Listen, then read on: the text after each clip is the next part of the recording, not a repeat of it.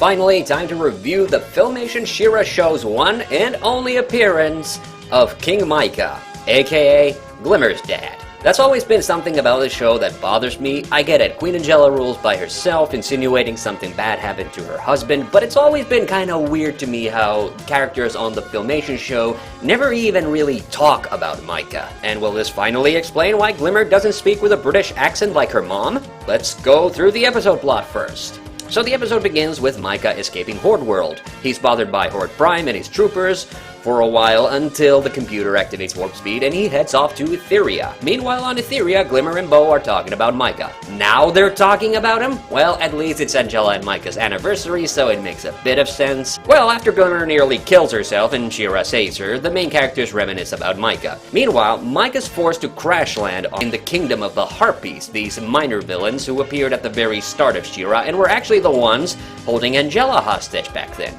And let me just say, the Harpies might be the second most annoying peoples after Buzz-Off's bee people in the Filmation He-Man universe. What's that sound?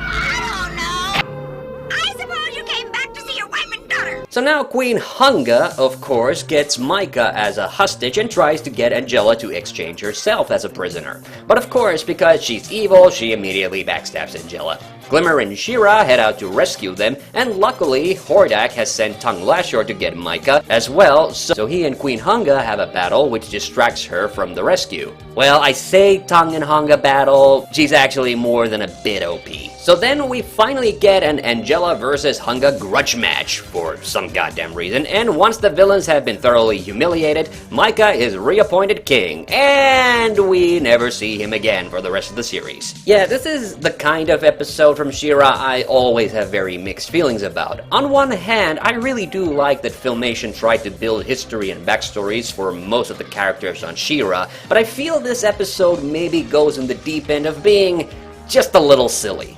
I don't mind it, but I hate how they make Micah king again, yet we never see him afterwards. Oh yeah, and he does speak with an American accent, so I guess that answers why Glimmer talked that way too. However, I wouldn't say this is a bad episode. It's certainly very memorable, but you might have also noticed it didn't make my top 10 of She-Ra episodes either. But hey, let's look at some of the episode highlights again. Alright, this first one really isn't the show's fault, and maybe I've just been spoiled by the New Adventures of He-Man, but this opening space battle is pretty terrible, despite the dramatic music. But I do love the dialogue Micah has with the computer. Also, I hate to really shit on Glimmer since this is kind of a big episode for her, but she really has misplaced her brain in this episode. I mean, for one, she nearly kills herself while dancing on the side of a cliff.